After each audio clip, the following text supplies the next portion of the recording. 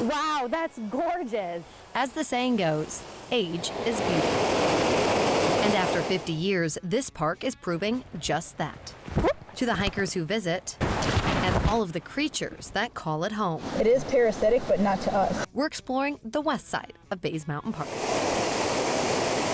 Hey there everyone, Sydney Kessler here with your Trail Team 11 for their 50th anniversary this year. We're exploring a part of Bays Mountain Park that isn't very well known. It's actually on the opposite side of all the attractions that you're used to, and we're going to a waterfall. But to get to this waterfall, we're going to start here at a community park. We're going to start at Laurel Run Park and then make our way into Bays Mountain Park. Come join us.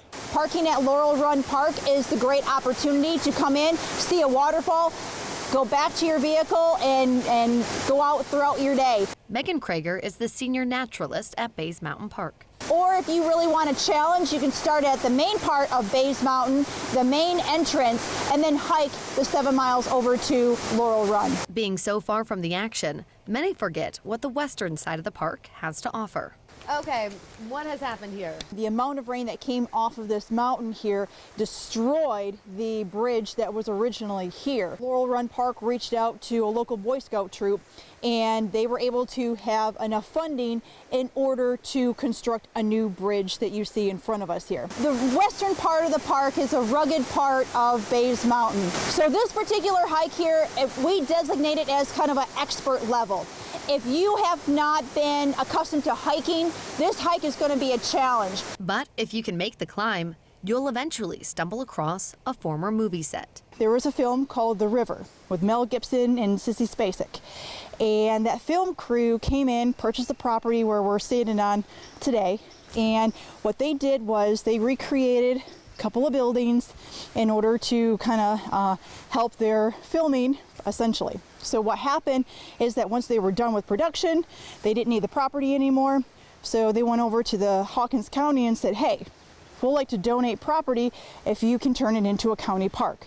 So that is how Laurel Run essentially came about.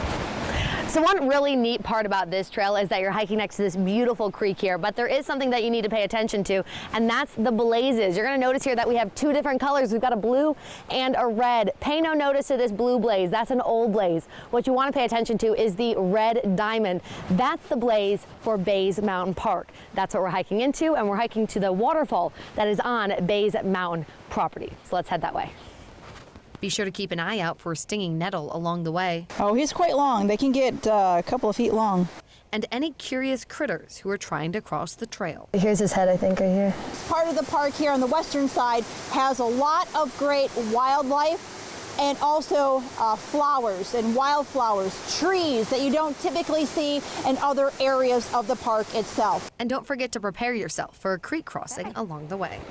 It's time to cross the creek. When you have to cross the creek and you have swift water that you have to cross, you put yourself in danger because there's a lot of obstacles that you have to maneuver around. Now this is one of the first waterfalls, it's that small one there. A lot of people bypass it. Once you find that first miniature waterfall, the second is not far behind. Wow, that's gorgeous. Is that our waterfall right there? This is the second waterfall that we do have on the park itself.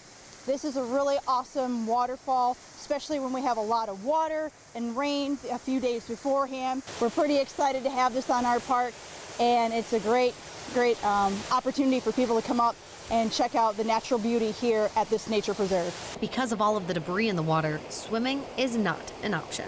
Just because of how many obstacles that are in the water and how many foot entrapments that could possibly be there that you may not see.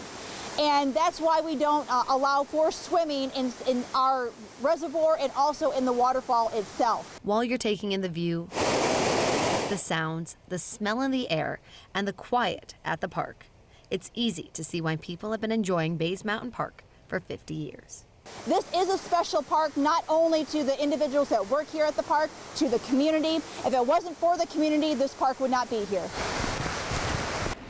What a beautiful hike that was. If you want to find that waterfall here on the Laurel Run Trail on the Bays Mountain side, head over to our website, wjhl.com/trail-team-11, and we'll provide you with all the details that you need to know. Happy hiking, everyone.